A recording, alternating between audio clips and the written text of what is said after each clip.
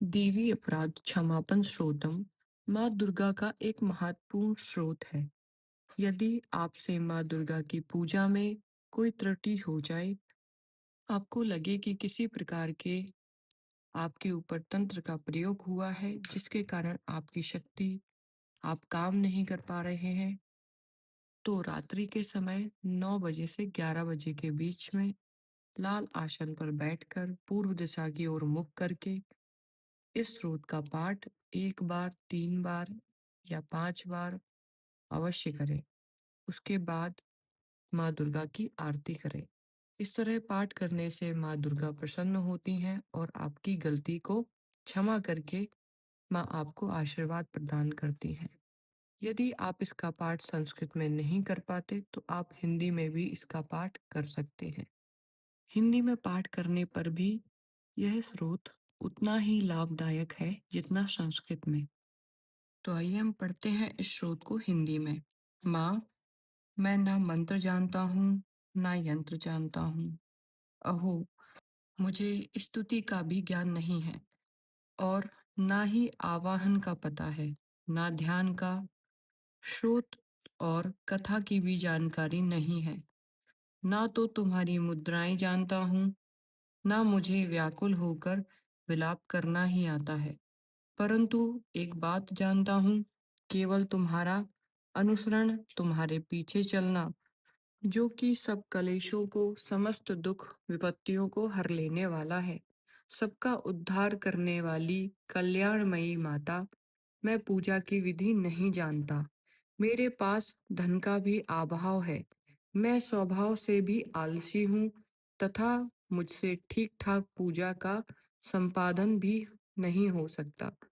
इन सब कारणों से तुम्हारी चरणों की सेवा में कोई त्रुटि हो जाए या हो गई हो तो मुझ साधक को क्षमा करना, क्योंकि कुपुत्र का होना संभव है किंतु कहीं भी माता कुमाता नहीं होती।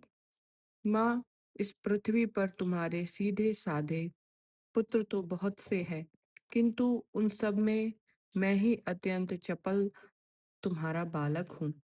मेरे जैसा चंचल कोई विरला ही होगा।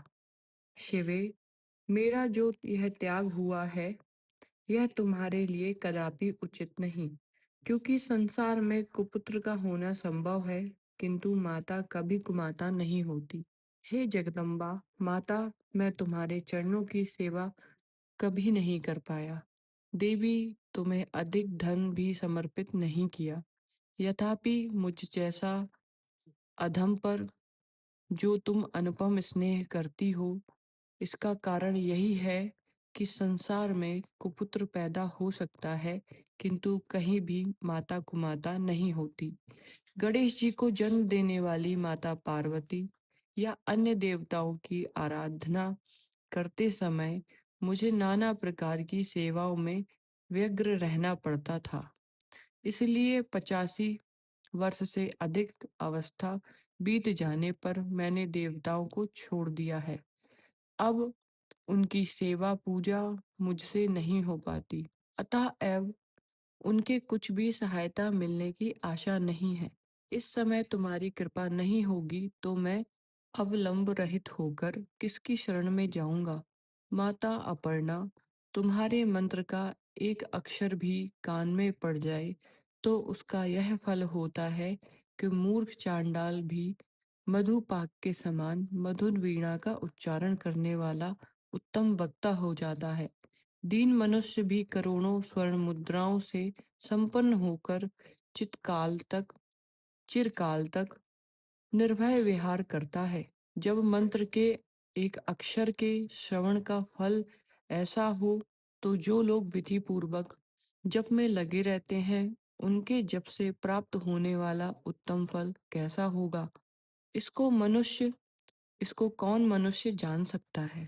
हे भवानी, जो अपने अंगों में चिता की राख भभूत लपेटे रहते हैं, जिनका विष ही भोजन है, जो दिगंबर धारी हैं, मस्तक पर जटा और कंठ में नागराज वसिकी को हार के रूप में धारण करते हैं, तथा जिनके हाथ में कपाल शोभा पाता है, ऐसे भूतनाथ पशुपति भी जो एकमात्र जगदीश की पदवी धारण करते हैं, इसका क्या कारण है?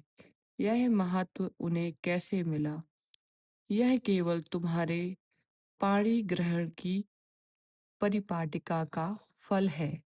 तुम्हारे साथ विवाह होने से ही उनका महत्व बढ़ गया है। मुख में चंद्रमा की शोभा धारण करने वाली माँ, मुझे मोक्ष की इच्छा नहीं है। संसार के वैवाहिकी भी अभिलाषा नहीं है। ना विज्ञान की अपेक्षा है, ना सुख की आकांक्षा।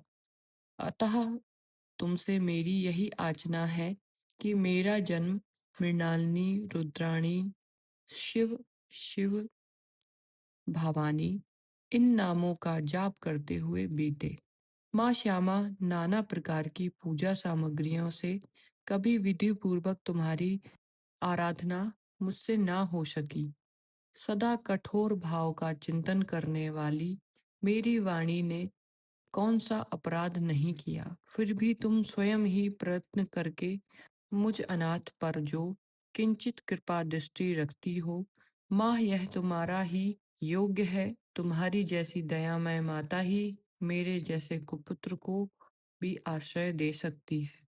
हे माता दुर्गे, करुणा सिंधी महेश्वरी, मैं विपत्तियों में फंसकर आज जो तुम्हारा स्मरण करता हूँ, जो कभी पहले नहीं करता रहा, इसे मेरी शठता ना मान लेना, क्योंकि भूख प्यास से पीड़ित बालक माता का ही स्मरण करते हैं। जगदम्बा, मुझ पर जो तुम्हारी पूर्ण कृपा बनी हुई है, इससे आश्चर्य की कौन सी बात है। पुत्र अपराध पर अपराध क्यों ना करता जाता हो, फिर भी माता उसकी उपेक्षा नहीं करती। हे महादेवी, मेरे समान कोई पातकी नहीं है और तुम्हारे समान दूसरी कोई पापहारिणी नहीं है। ऐसा जानकर जो उचित जान पड़े वह करो। इस प्रकार यहाँ पर देवी भगवती की क्षमा याचना श्रोतम समाप्त होता है।